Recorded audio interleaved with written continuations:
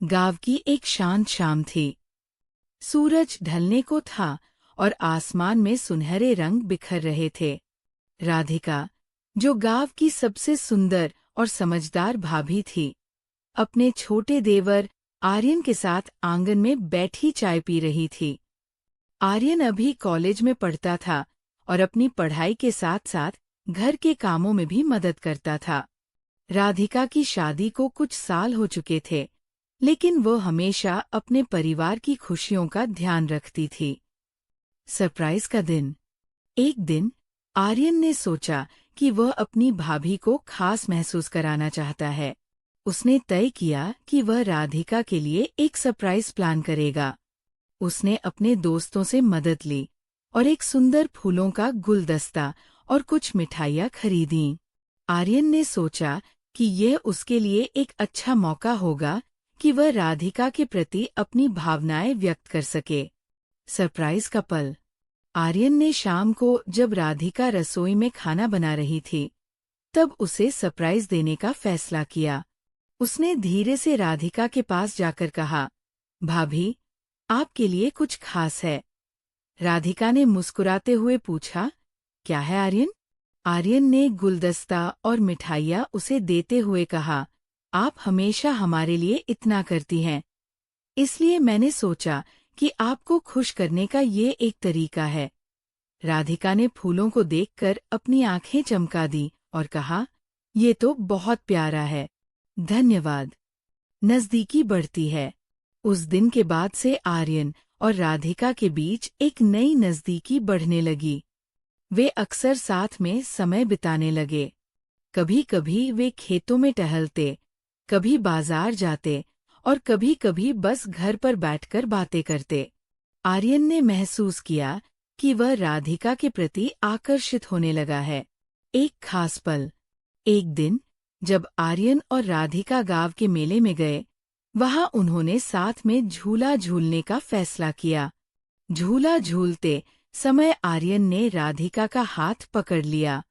उस पल में दोनों के बीच एक अनकही समझ बन गई। राधिका ने आर्यन की आंखों में देखा और उसे एहसास हुआ कि उनके बीच कुछ खास है। खास रात। एक रात जब पूरा गांव सो रहा था, आर्यन ने राधिका को छत पर बुलाया। चांदनी रात थी और सितारे आसमान में चमक रहे थे। आर्यन ने कहा, भाभी, क्या आप जानती हैं कि मैं आपको कितना पसंद करता हूँ? राधिका थोड़ी चौंकी, लेकिन फिर मुस्कुराते हुए बोली, मैं भी तुम्हें बहुत पसंद करती हूँ। आर्यन ने हिम्मत जुटाते हुए कहा, क्या आप मेरे साथ हमेशा रहना चाहेंगी?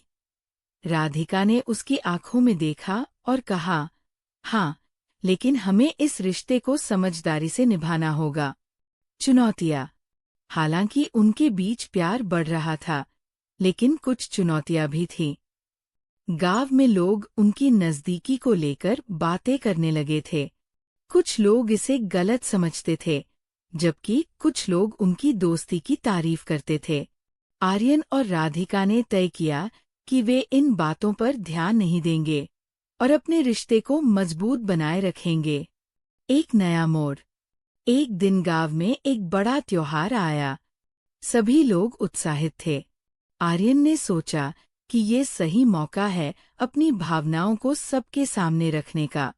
उसने एक खूबसूरत कविता लिखी थी, जिसे वह मंच पर पढ़ने वाला था। जब उसने कविता पढ़ी तो सब लोग मंत्रमुग्ध हो गए। राधिका भी वहां मौजूद थी। जब आर्यन ने अपनी कविता के अंत में कहा, भाभी, आप मेरी जिंदगी की सबसे खूबसूरत चीज हैं, तो पूरे गांव में तालियां गूंज उठीं। राधिका की आंखों में आंसू आ गए। ये खुशी के आंसू थे। अंत। इस तरह आर्यन और राधिका का प्यार धीरे धीरे गहराता गया।